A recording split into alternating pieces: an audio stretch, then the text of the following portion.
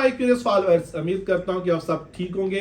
आज का हमारा लेक्चर एक स्कॉलरशिप पे है और हम डिस्कस करने जा रहे हैं queen Elizabeth Commonwealth scholarship for UK.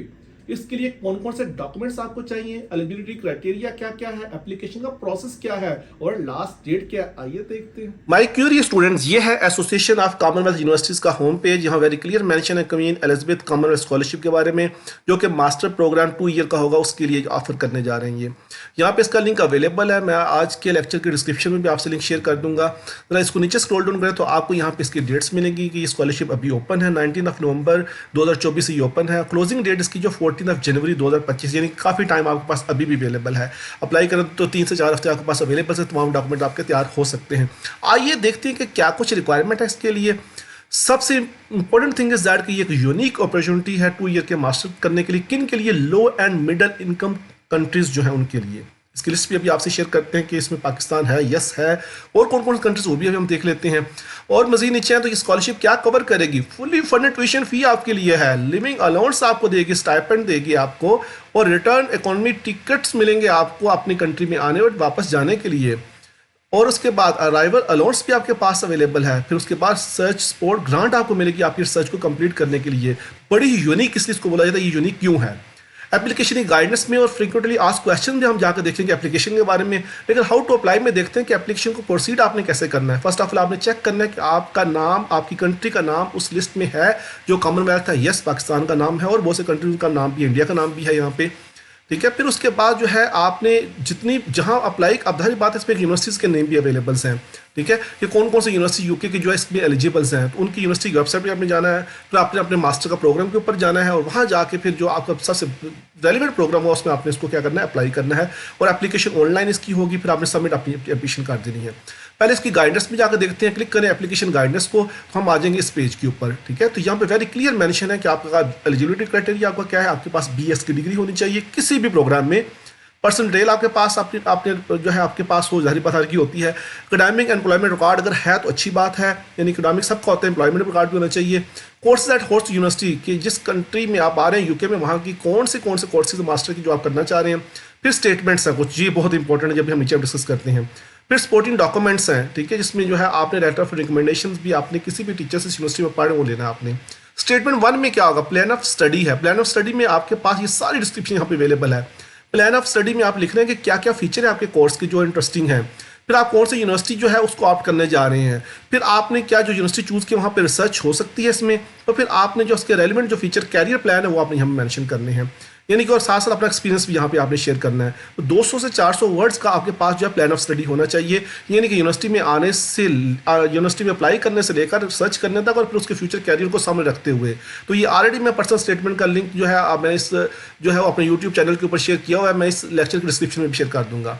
Statement number 2 क्या? Development impact and post study outreach, यानी कि सर्च करने के बाद आपको ये मास्टर करने के बाद आपकी क्या आउटरीच होगी मार्केट में, तो उसकी भी डिस्क्रिप्शन यहाँ पे अवेलेबल्स है, गाइडेंस दी हुई है क्या क्या आपने वहाँ स्टेटमेंट मेंशन करनी है।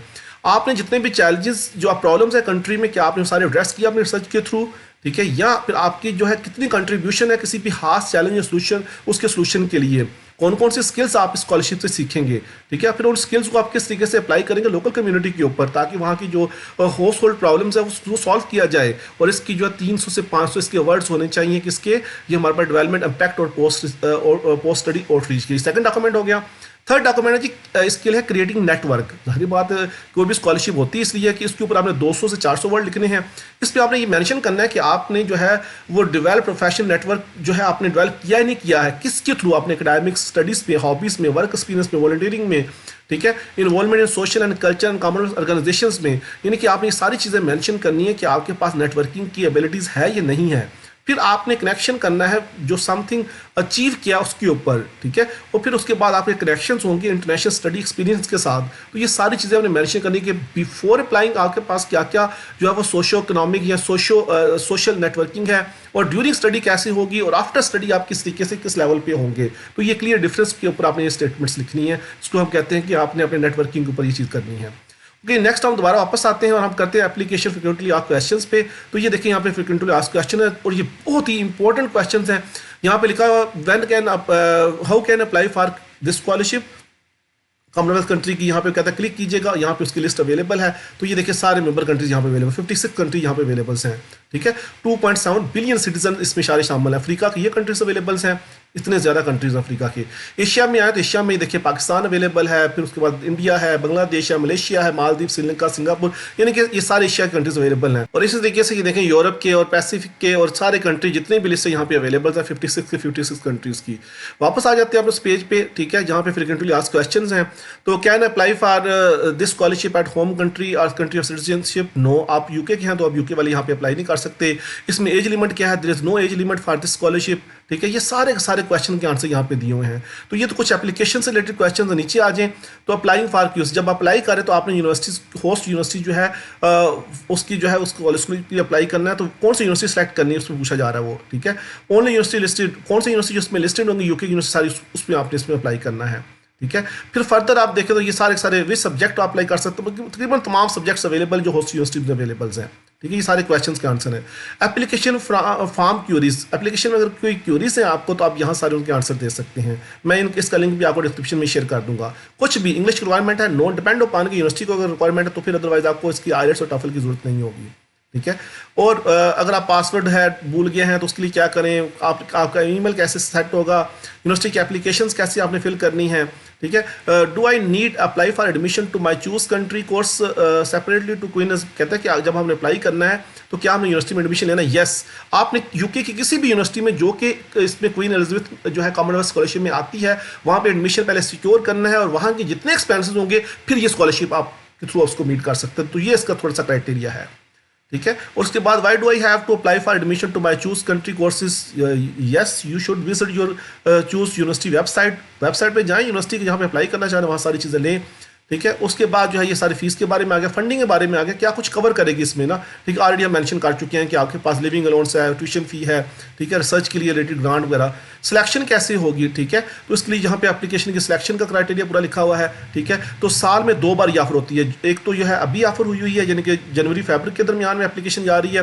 ये दूसरा साइकिल है, जो पहला साइकिल इसका होता है जुलाई-अक्टूबर में होता है। तो आप साल में 2 दफ़ा स्कॉलरशिप के लिए अप्लाई कर सकते हैं। हमारे पास जो अनवार्ड क्या है, bring my family with me, तो मोस्टली यही कहते हैं कि आप अपनी फैमिली के बगैर नहीं, सिर्फ स्कॉलरशिप आपके लिए दी जा रही है तो आप अपने लिए जा सकते हैं वहाँ पे, और फैमिली लेके गए तो आपको अपने उसके जो है सारी अकोमोडेशन के बाकी चीज़ें आपको खुद करनी पड़ेंगी। ये अकोमोडेशन से रिलेटेड क्वेश्चंस है, वीज़ा के रिलेटेड क्वेश्चंस हैं।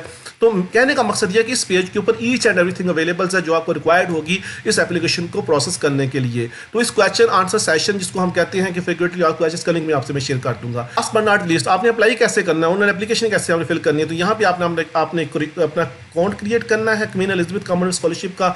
वहाँ पे आपका title, name, last name, email, ठीक है, और ये नीचे हमारे पास जो कैप्चा दिया हो इसको करके आपने सबमिट कर देना है। सबमिट करने से आपको एक लॉगिन मिल जाएगा। उस लॉगिन के थ्रू जो है आपने प्रोसीड करना है और अपने तमाम के तमाम जो है पर्सनल इन्फॉर्मेशन, फिर उसके बाद जो है फर्दर जो आपके पास जो है आपकी कहने का मतलब डॉक्यूमेंटेशन हैं, रिकमेंडेशन लेटर्स हैं, जो स्टेटमेंट्स हैं, वो सारी की सारी आपने अपलोड करके एप्लीकेशन को क्या कर देना, आपने सबमिट कर देना है। लेकिन मैं आपको लास्ट में ये सिर्फ जरूर बता दूं कि आपने यूके की जितनी भी यूनिवर्सिटीज़ है वहाँ से जो लिस्ट यहाँ पे अवेलेबल्स है उनमें आपने पहले एडमिशन सिक्योर करना है ऑनलाइन एप्लीकेशन फिल करके। जैसे स्कोर होगा तो आपके जितने फाइनेंशियल एक्सपेंसेस हैं वो क्वीन एलिजाबेथ कॉमनवेल्थ स्कॉलरशिप आपकी जो है मीट करेगी। अब इन सब को सुनने के बाद मैं सिर्फ इतना ही कह सकता हूँ, आपके और यूके के दरमियान सिर्फ इतना ही डिफरेंस है जितना कि इस माउस को उठा के इस कीबोर्ड के ऊपर टाइप करना और 15 मिनट्स के अंदर आप एप्लीकेशन को प्रोसीड करना और अपने कैरियर को आगे जो है रोशनास करना। Good luck your study with the queen Elizabeth Commonwealth scholarship.